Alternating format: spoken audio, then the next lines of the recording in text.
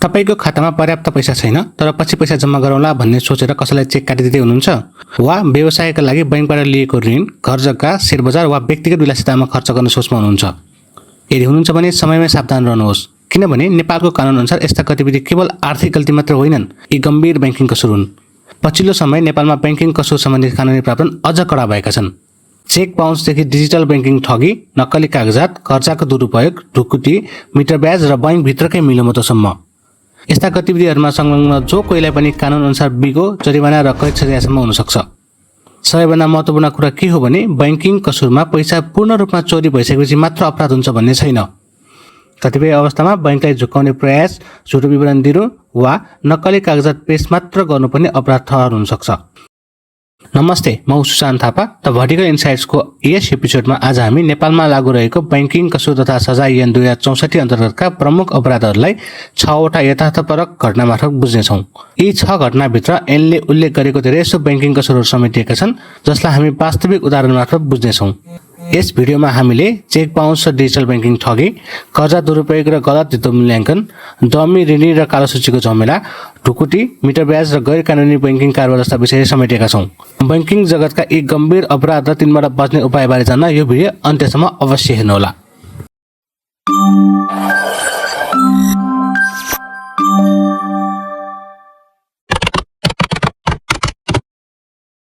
अफिसमा सँगै काम गर्ने राम र श्याम मिल्ने साथी थिए, तर रामको नियत पनि राम्रो थिएन।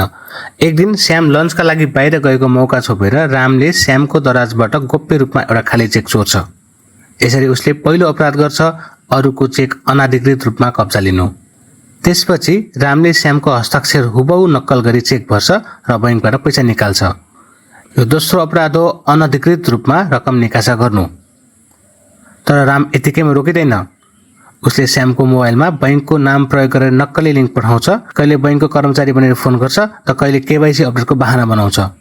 अन्ततः उसले श्यामको मोबाइल बैंकिङको ओटिपी हात पार्छ। अब रामले डिजिटल बैंकिङ प्रणालीमै अनाधिकृत पहुँच प्राप्त गरिसकेको हुन्छ। यति मात्र होइन, समातिने डरले रामले पहिले नै अर्कै व्यक्तिको हराएको नागरिकता प्रयोग गरी एउटा डमी खाता खोलेको हुन्छ। यसरी रामले नक्कली कागजात, डिजिटल ठगी र अनाधिकृत निकासा जस्तो धेरै कसुर एकैचोटि गरेको हुन्छ। तर जब श्यामको मोबाइलमा पैसा काटेको सूचना आउँछ र साइबर अनुसन्धान सुरु हुन्छ, राम पक्राउ पर्छ। श्यामलाई सुरुमा त बैंकिङ प्रणाली नै ह्याक भए जस्तो लागेको थियो, तर अनुसन्धान अघि बढ्दै जाँदा अपराधी आफ्नो नजिकको साथी रहेको खुल्यो। रकम हिनामिना गरेको प्रमाणित भएमा रामले बिगो बराबरको जरिवाना तिर्नुपर्छ, कैद सजाय भोग्नुपर्छ र त्यो रकम उसकै सम्पत्तिबाट असुल गरी पीडितलाई फिर्ता गराइन्छ। विकासले आफ्नो व्यवसाय विस्तारका लागि बैंकबाट ठूलो कर्जा लिन खोज्छन्, तर उनको वास्तविक सम्पत्तिको मूल्यले त्यो कर्जा तान्दैनथ्यो। त्यसपछि सुरु हुन्छ मिलोमतोको खेल। विकासले बैंकका केही कर्मचारी र मूल्याङ्कन गर्ने व्यक्तिलाई प्रभावमा पारेर कम मूल्यको जग्गालाई धेरै गुणा बढी देखाएर नक्कली रिपोर्ट तयार गर्छन्। तर ठगी यतिमा सीमित थिएन। विकासले बैंकलाई जानकारी नदिई त्यही जग्गा अर्को बैंकमा पनि धितो राखेर दोस्रो पटक कर्जा निकाल्ने प्रयास गरे, जसलाई डबल फाइनेन्सिङ भनिन्छ। यति मात्र होइन, उनले आर्थिक क्षमता नभएका आफन्तको नाममा कम्पनी खोलेर डमी ऋणी पनि खडा गरे। ऋण स्वीकृत भएपछि पैसा व्यवसायमा होइन, घर जग्गा र शेयर बजारमा खर्च गरियो। जब बैंकको लेखा परीक्षण हुन्छ, विकास, कर्मचारी र मूल्याङ्कनकर्ता सबै कानुनी फन्दामा पर्छन्। यस्तो अपराधमा हिनामिनाको परिमाण अनुसार 12 वर्षसम्म जेल सजाय हुन सक्छ। सन्तोष एउटा सानो कपडा व्यवसाय चलाउँथे। व्यवसायको स्तर अनुसार ठूलो कर्जा पाउने स्तर नभएपछि उनले सर्टकट रोजे। उनले नक्कली अडिट रिपोर्ट, झुटो कर चुक्ता प्रमाणपत्र र नक्कली बिक्री बिलहरू तयार पारे। उद्देश्य थियो बैंकले आफ्नो व्यवसाय धेरै ठुलो देखाउनु।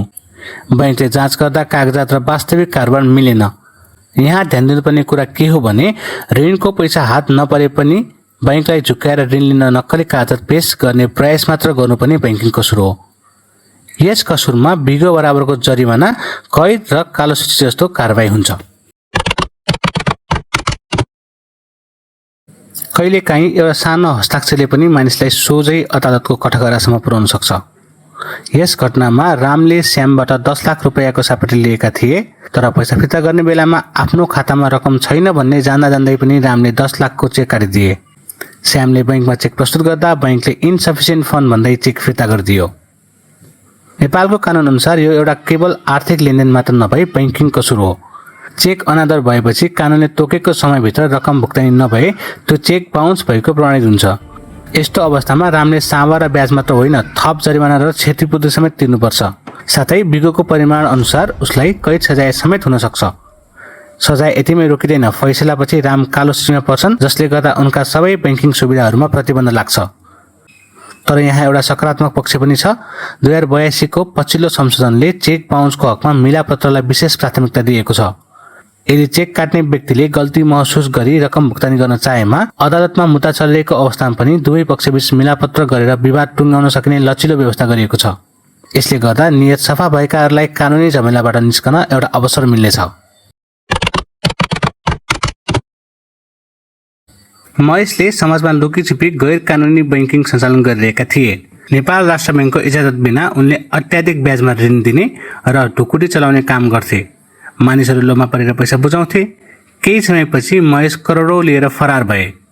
यस्तो गैर कानुनी बैंकिङमा संलग्न हुनेलाई उठाइएको सम्पूर्ण रकम फिर्ता, बिगो बराबर जरिवाना र वर्षौंसम्म जेल सजायको व्यवस्था छ। त्यसैले अत्याधिक ब्याजको प्रलोभन सधैँ जोखिमपूर्ण हुन्छ। जब अपराध बैंकभित्रबाटै हुन्छ त्यसको असर अझ खतरनाक हुन्छ। रवि एउटा बैंकका कर्मचारी थिए। बाहिरबाट हेर्दा उनी जिम्मेवार कर्मचारी जस्तै देखिन्थे, तर भित्रभित्रै उनले आफ्नो पदलाई व्यक्तिगत फाइदाका लागि प्रयोग गर्न थालेका थिए।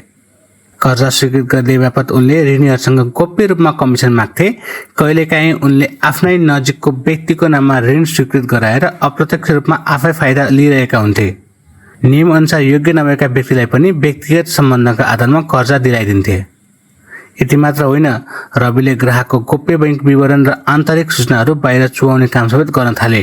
अर्कोतर्फ आफूलाई सेटिङ नमिलाउने ऋणीहरूको फाइल बिना कारण रोकिदिन्थे र परियोजनाको रकम निकासामा ढिलाइ गर्ने काम पनि गरिरहेका थिए। जब बैंकको आन्तरिक लेखा परीक्षण सुरु भयो, संदिग्ध कर्जा स्वीकृति, गोपनीय सूचना चुहावट र कारोबार विवरण मार्फत रविको सम्पूर्ण भित्री खेल बाहिर आयो। अन्ततः रवि पक्राउ परे। यस्तो अवस्थामा रविले जागिर गुमाउन सक्छन्, बैंकिङ कसुर अन्तर्गत कैद सजाय भोग्न सक्छन्, बिगो बराबरको जरिवाना तिर्नुपर्ने हुन सक्छ र भविष्यमा कुनै पनि बैंक तथा वित्तीय संस्थामा काम गर्न अयोग्य ठहर हुन सक्छन्।